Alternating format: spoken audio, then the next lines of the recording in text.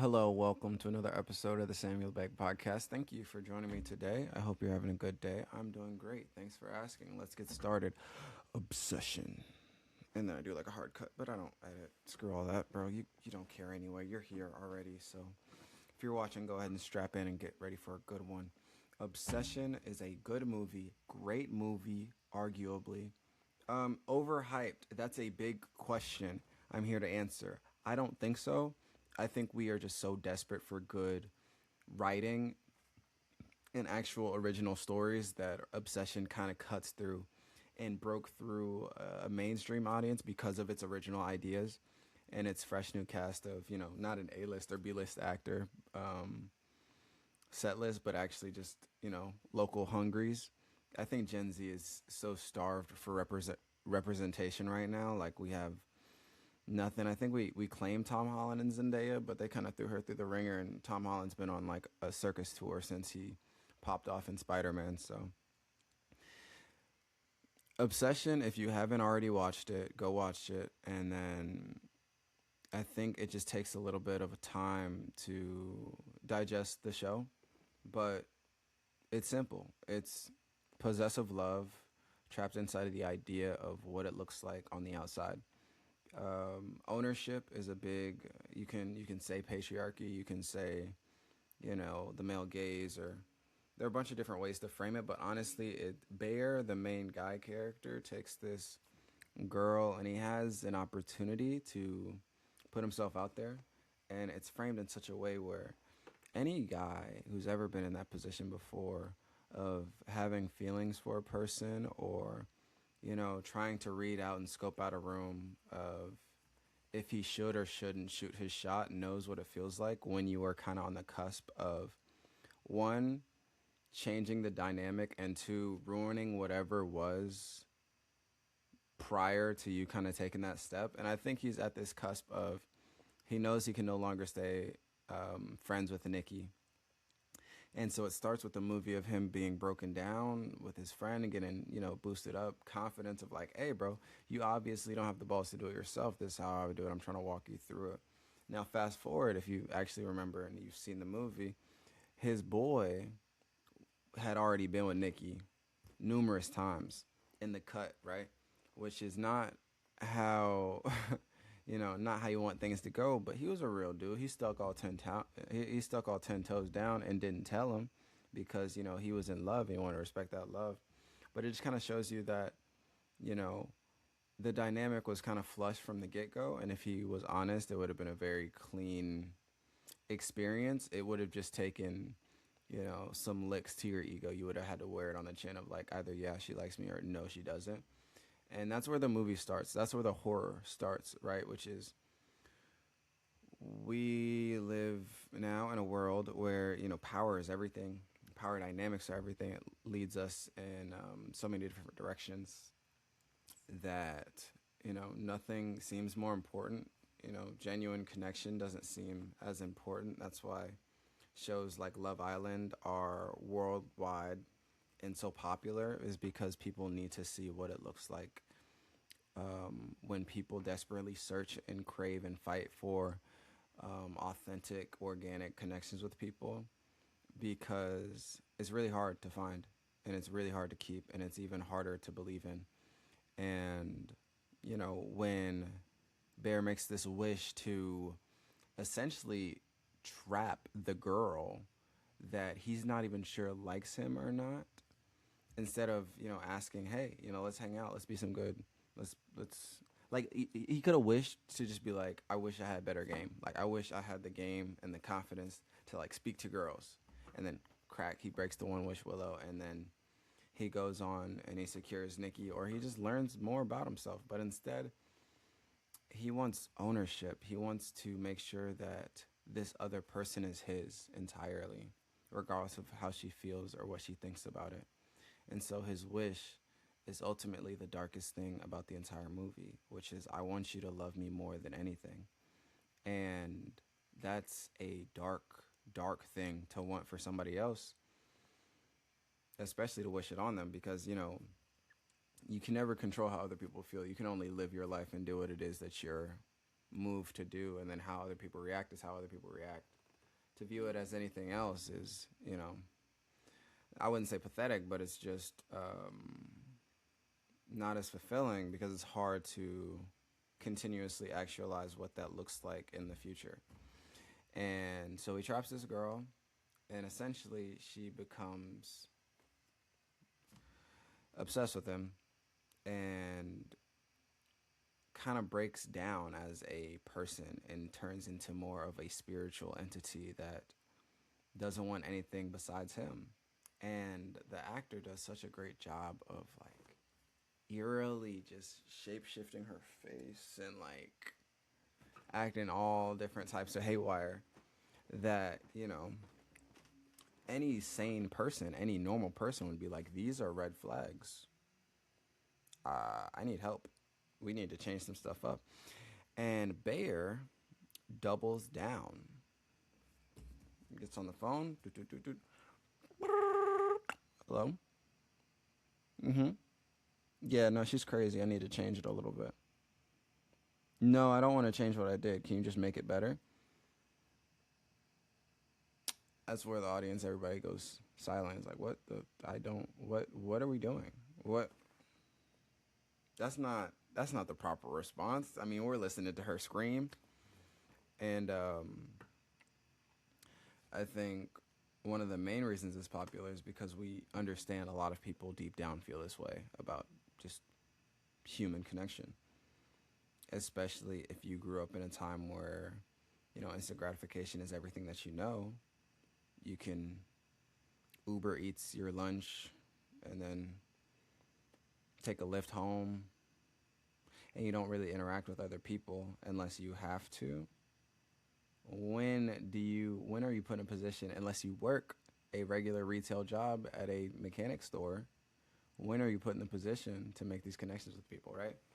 And,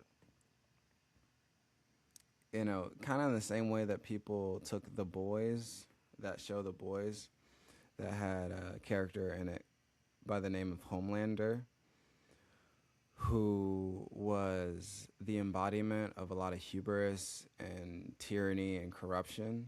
In the same way that people like take that character and then glorify him because they purposely choose to misunderstand the intention of the creator, or more of just the story itself.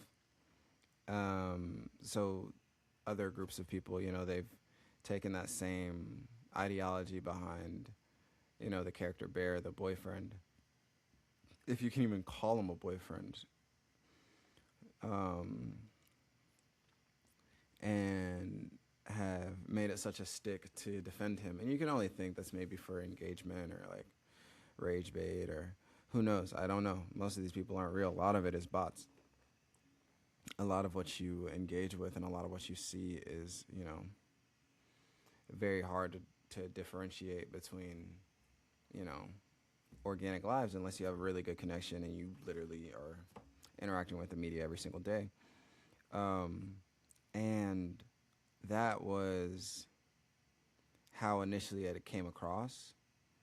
And so then I think the next trend was, taking your significant other to go watch the movie, which is like, I think week 2 of Obsession after release. And the next trend was, watching the movie with your significant other, and then, I guess relating or feeling empathy with Nikki, and kind of trying to ruminate with the ideas of what it looks like to have an anxious attachment relationship, or, dealing with somebody who is avoidant of the responsibility when they're taking in a relationship that is obviously codependent or detrimental to one party more than it is the other party. And that's a whole like break in the show, or that's a whole break in the movie, is his boy pulls him aside and goes, "Hey man, like, I'm proud that you're with Nikki now, and that's awesome, but it just kind of feels like you're taking advantage of a situation because, we're still a friend group, and we see you're kind of taking advantage of somebody we don't entirely recognize." And Bear doubles down again and again and again and again throughout the movie, where he's just like, "Nah, dog, it's cool. It's cool. Don't worry about it, bro. She just be tripping sometimes. She just be tripping sometimes. You know how I get. She just be killing stuff for me. You know, that's love. What am I supposed to do?" And the climax of the movie is one trying to get her some help, and then the friend group starts to try to accept the situation for what it is, to at least be support for her, if not both parties involved. And that's where I guess the most disgusting part comes, where Bear actively seeks out to cheat on his girlfriend that he basically bought with a spiritual wish. And I can't even really speak on the the heartbreaking parts of her flipping in and out of reality, because that's a whole different dialogue of how many people can be both present and disassociative in certain situations. And a lot of people, they'll be disassociative in that search for relation, in that search for, you know, commitment.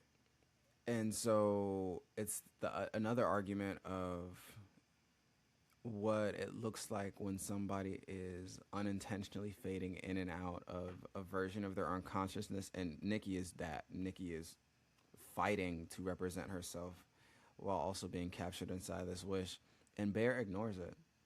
Because most people, hate to admit, but most people don't acknowledge when they're seeing somebody else, especially if it's a friend or a relative or a significant other, when they're crumbling in front of you, the responsibility lies on the people closest to them. Because that's what makes a good society. That's what makes a good community. That's what makes a really good friend group, is that you can trust the people next to you to pick you up when you're not doing great, especially if you want to say that you're committed to somebody in a sense of love or,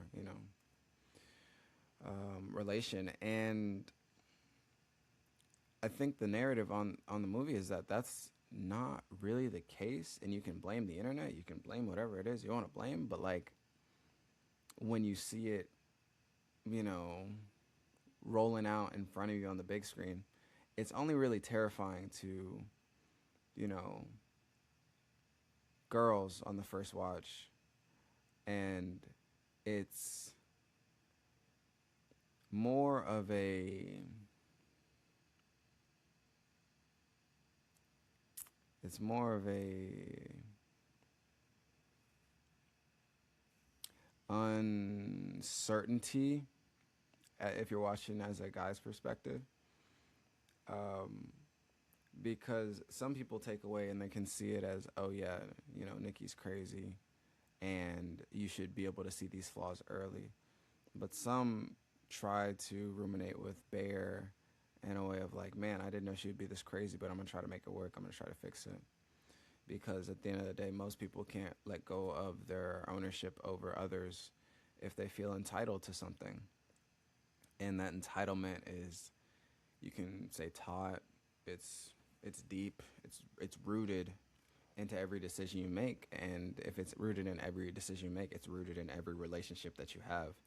And entitlement is another seed to evil, because it's not at a level of empathy that allows other people to feel seen, heard, and loved and helped. And I think a lot of people, if they can start to pull from that, they can see what they're doing within themselves and apply it to the movie. But like most things, they'll grow popular because it itches at a scratch that a society has, but they don't necessarily understand the root cause of it. And so we'll flock out and see it in the masses, but not necessarily know why. And we'll miss the point, but desperately want to be in on the inside joke. And when Bear goes to he goes to this party and brings Nikki, and she flips out because this other girl basically sets him up to kiss him, right? She gets pissed, party's over, everybody goes home, she hurts herself in front of the whole crowd. It's a whole thing. And you're thinking, oh, yeah, that's the biggest flag we've seen so far on the play. 15-yard penalty, automatic first down, repeat. Wait, delay a game, whatever you got to call it. Too many men on the field. But he doesn't see that way. And then he doubles down and proceeds to try to go cheat on his possessed girlfriend with the girl at the party. And that's when Nikki comes in and bludgeons her as hard as she can. Like crazy. Everybody go, oh, right? Like it was, if you're sucked into the movie, it's crazy. And I don't, you're not really quite sure what you're supposed to feel. You're supposed to feel good that she killed the girl. It wasn't the girl's fault. So now Bear's crying. She's like, it's your fault. You did this. You wanted this. And I think that's kind of how we look at. That's how we look at, deep relationships, platonic, romantic. The entitlement of some kind of spills off into other people, and then it becomes their responsibility to deal with the consequences of it. And sometimes those consequences can be very, very dire, like, what happened in the movie. But most of the time, you're left to pick up the pieces that somebody else doesn't even want to deal with themselves. And, ending the way that it did in his suicide was such a crazy scene because it doesn't give anybody a real happy ending. It gives everybody loses and Nikki lives. And obviously, if you follow the pieces after the fact from the end of the script, it's dark. It's a dark reality. To paint a picture in that lens. But she gets her body back, so you can count it as a win, but you can also count it as just like not a red herring. What is it called when a warning of some sorts, a dog whistle. But I doubt many will see it that way. But I think it's a really good movie. I saw it the week when it came out. I think you should go watch it if you haven't already, because there's a lot of funny as in ironic or deep irony that allows you to think. Because tragedy, comedy, they run hand in hand together. That's going to be today's episode. I hope you guys enjoyed it. I will talk to you guys in the next one. Always double check to make sure your phone is charging. And one love. Peace.